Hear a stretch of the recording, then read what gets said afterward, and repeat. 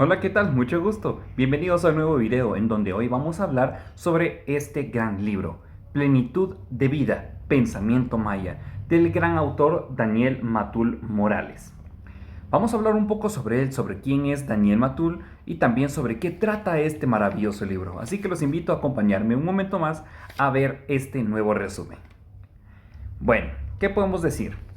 Daniel Matul Morales es un escritor, un investigador y por supuesto también un académico de Guatemala, es guatemalteco. Este escritor se especializa en la cultura, en la filosofía y también en la cosmovisión maya, trabajando en temas como relaciones con identidad, la identidad indígena sobre todo, la interculturalidad, la historia y el pensamiento también de manera ancestral. En sus escritos busca explicar cómo la civilización maya entendía la vida misma, la naturaleza, la espiritualidad, el alma, la relación entre las personas y también del universo y la tierra. También promovía el respeto hacia los conocimientos ancestrales y la diversidad cultural de Guatemala, sobre todo de la maya. Este libro nos habla sobre el pensamiento de cómo las personas conectan la naturaleza con los hallazgos científicos y también de los valores que encontramos hoy como el respeto, armonía, comunidad y espiritualidad. También muestra que para la cultura maya todo está conectado, todos somos hermanos, los animales, la tierra, hasta una roca. El autor nos invita a reflexionar sobre cómo nuestros conocimientos ancestrales todavía pueden ayudarnos en nuestro día a día, pueden servirnos en nuestra actualidad. En este caso, el libro como tal tiene unas reflexiones muy bonitas y bastante amplias porque podemos considerar, pues, como bien mencionaba el libro, de que todos pertenecemos a un solo cosmos, a una sola, pues, cosmología, a un solo universo. En esta forma, Plenitud de Vida y Pensamiento Maya nos habla de cómo nuestro conocimiento, nuestros saberes ancestrales, específicamente sobre la cultura maya, ya que a ese grupo pertenece Matul y es al que se identifica y al que abraza con todo cariño y todo amor. Y nos trata de enseñar cómo podemos utilizar estos pensamientos en nuestro día a día, ya que pues como bien sabemos nosotros en la actualidad estamos muy influenciados con que el único saber verdadero es el que viene desde a partir de la ciencia. Entonces viene el proceso científico, viene ese conocimiento absoluto que podríamos decirlo, y de que esto es porque la ciencia me lo dice y nos lo muestra de esta forma. Entonces trata Matul de mostrarnos otro tipo de visión, otro tipo de perspectiva en donde nuestros saberes, nuestros conocimientos que han sido heredados por nuestros abuelos y antepasados, pues también tiene valor, tiene mucho peso realmente en lo que pues tenemos que vivir en nuestra vida cotidiana.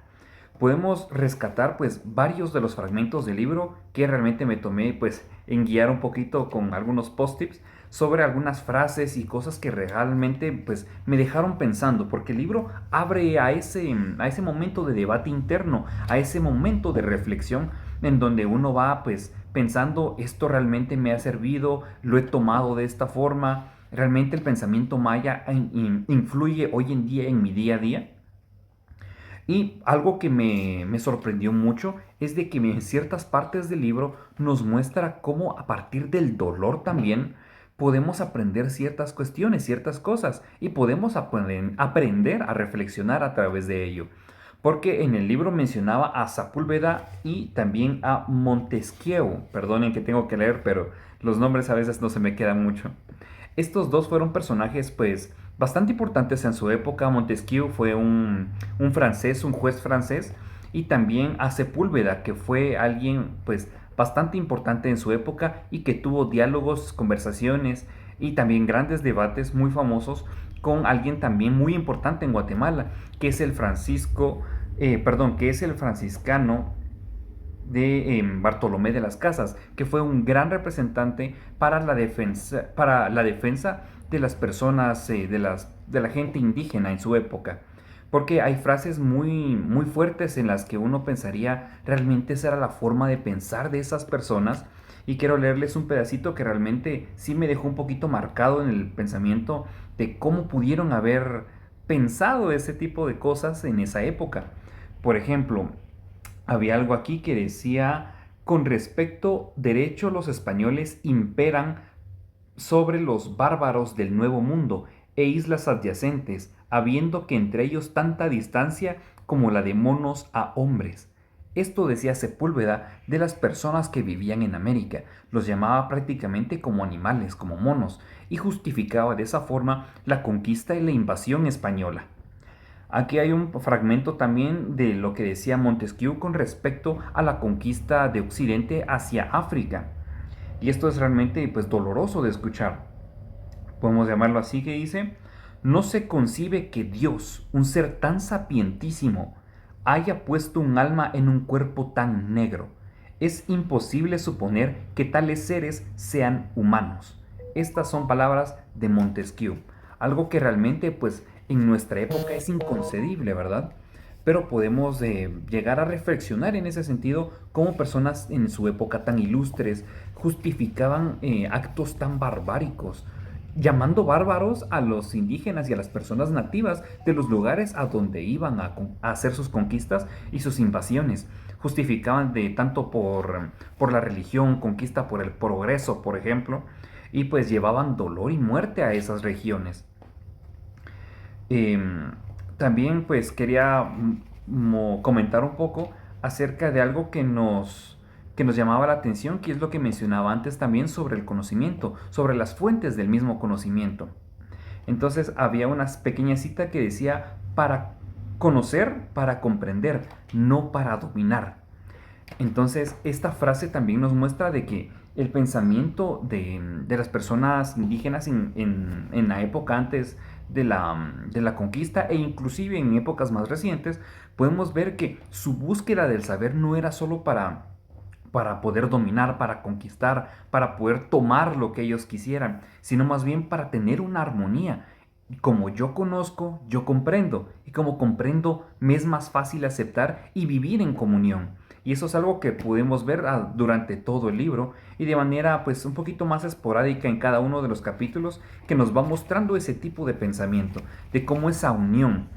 Y hablando de unión, sabemos siempre de que la cosmovisión maya, por ejemplo, siempre hablaba de que nosotros como tal no hay superiores entre unos y otros, somos todos hermanos.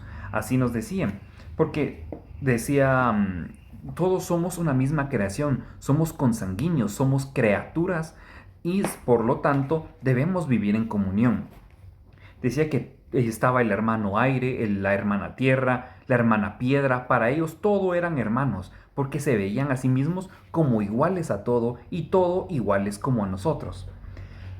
Otra parte se decía: entre todos somos hermanos, porque ¿cómo puede haber enemigos entre hermanos? Y específicamente eso es lo que me llamaba mucho la atención, porque al momento de cuidar la tierra presentaban esa armonía en querer decir: como todos somos iguales, nadie está sobre nadie, y por lo mismo todos debemos tratarnos de la misma forma, con el mismo amor, con el mismo respeto, y por supuesto con los mismos tratos entre unos y otros.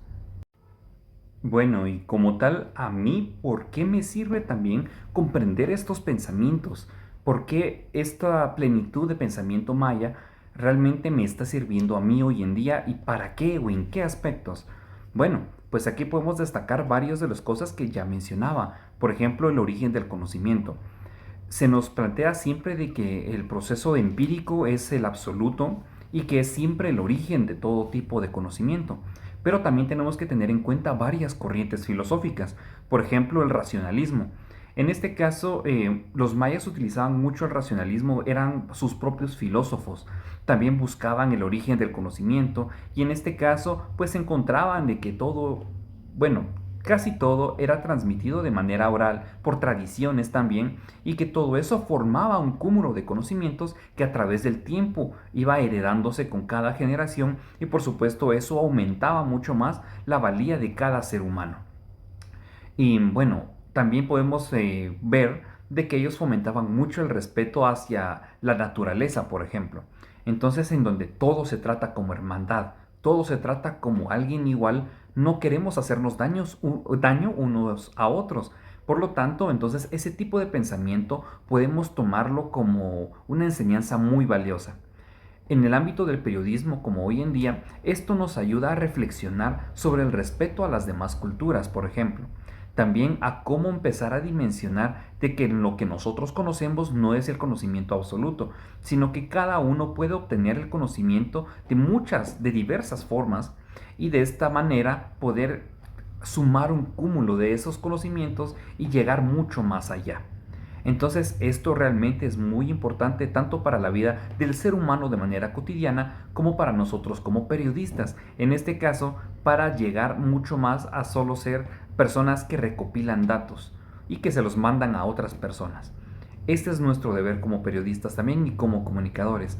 Entender de dónde venimos, porque esto, como tal en Guatemala, como yo guatemalteco, es de suma importancia. Conocer mis raíces, mis orígenes, el cómo este pensamiento está influyendo hoy en día y cómo, aun si no me estuviera influyendo, cómo empezar a utilizarlo y demostrar al mundo de que este conocimiento también es valioso.